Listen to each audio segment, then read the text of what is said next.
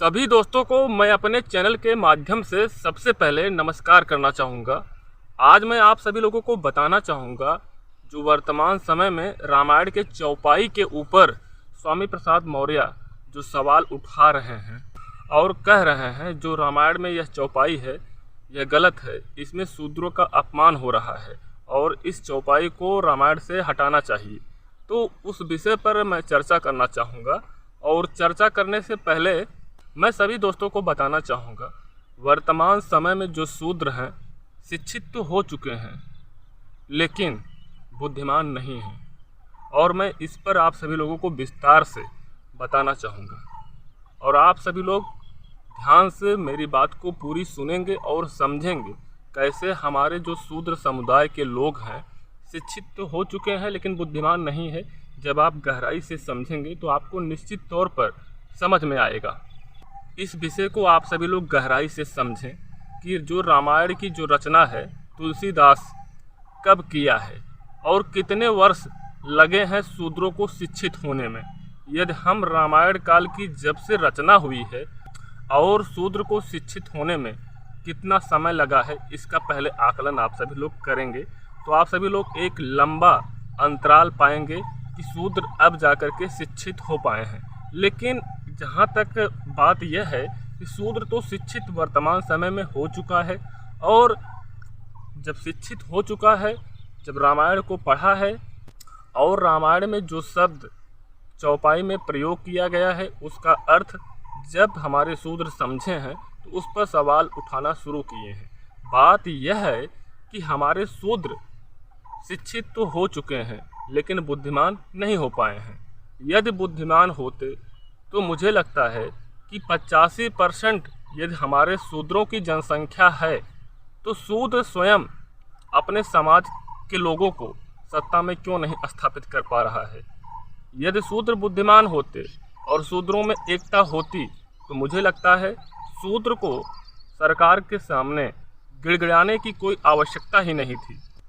शूद्र अपने आप में भारत देश में एक बहुसंख्यक समाज है।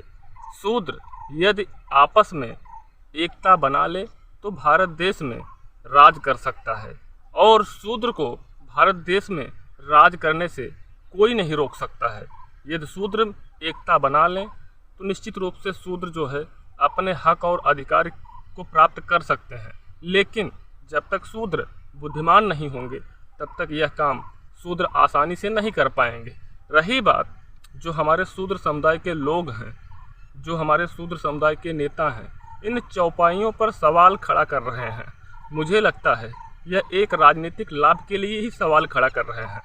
लेकिन शूद्रों को एकता बनानी चाहिए और एकता बना करके अपने हक और अधिकार को मुझे लगता है अब समय आ गया है प्राप्त करना चाहिए।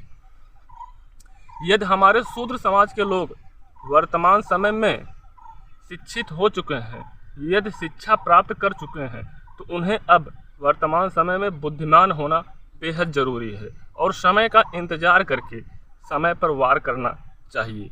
यदि समय का इंतज़ार करके समय पर वार किया जाएगा तो आपका जो है वार कभी खाली नहीं जाएगा।